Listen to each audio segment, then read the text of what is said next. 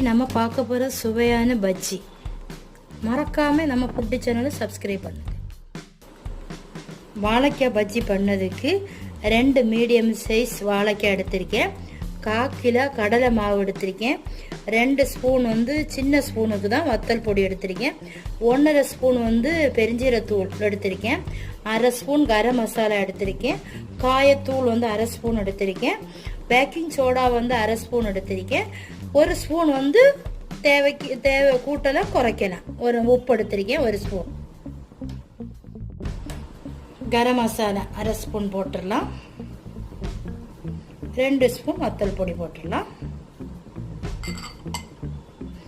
1/2 spoon பெருஞ்சீரத்தூள் போட்டுடலாம். 1 spoon உப்பு போட்டிருக்கேன். வேணும்னா நம்ம திருப்பி போட்டுக்கலாம். 1/2 ஸ்பூன் பேக்கிங் சோடா போட்டிருக்கேன். 1/2 ஸ்பூன் காயத்தூள் போட்டுடலாம். இனி நம்ம இதை மிக்ஸ் பண்ணி கொடுக்கலாம். கடலை மாவு, வத்தல் பொடி, பெருஞ்சீரகம், காயத்தூள், பேக்கிங் சோடா, கரம் மசாலா, பெருஞ்சீரத்தூள்,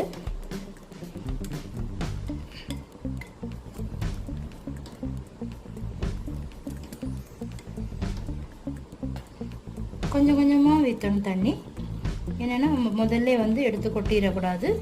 கொஞ்சம் கொஞ்சமாக ஊற்றி நம்ம சேர்த்துக்கலாம்.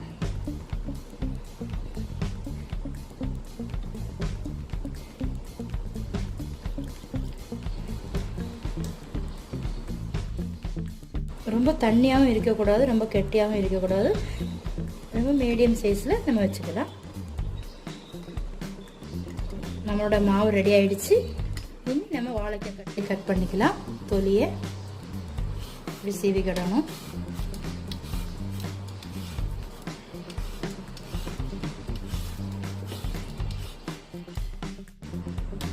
வாழைக்காய் நம்ம கட் பண்ணிடலாம். கத்தி நல்லா ஷார்ப்பாக இருக்கணும். அப்போ தான் வாழைக்காய் நமக்கு முறியாமல் வரும். ஷார்ப் இல்லைன்னா முறிஞ்சிடும். நான் கட் பண்ணி காட்டுறேன். இப்போ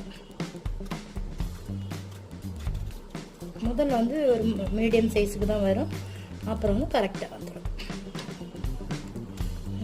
கொஞ்சம் கனமாகவும் இல்லாமல் நைஸாகவும் இல்லாமல் ஒரு மீடியம் சைஸுக்கு கட் பண்ணிக்கிறேன்.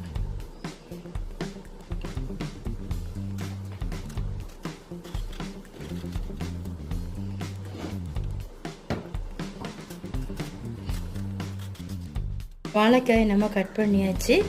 இனி நம்ம இதை ஃப்ரை பண்ணி எடுத்துக்க வேண்டியதுதான். வாழைக்காய் இப்படி கட் பண்ணணும். நைஸாகவும் இல்லாமல் கனமாகவும் இல்லாமல் மீடியம் சைஸில் நீங்கள் கட். நான் ஒரு பேன் வச்சுருக்கேன். நம்ம தேவைக்கு ஆயில் ஊற்றிக்கலாம். இதை ஃப்ரை பண்ணி நம்ம எடுக்கிறதுக்கு வேண்டி ஆயில் ஊற்றிக்கலாம்.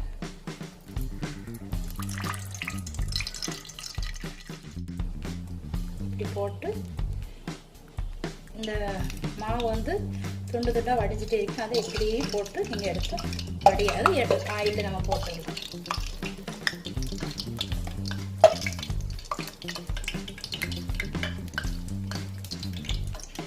போட்டு இப்படி எடுத்து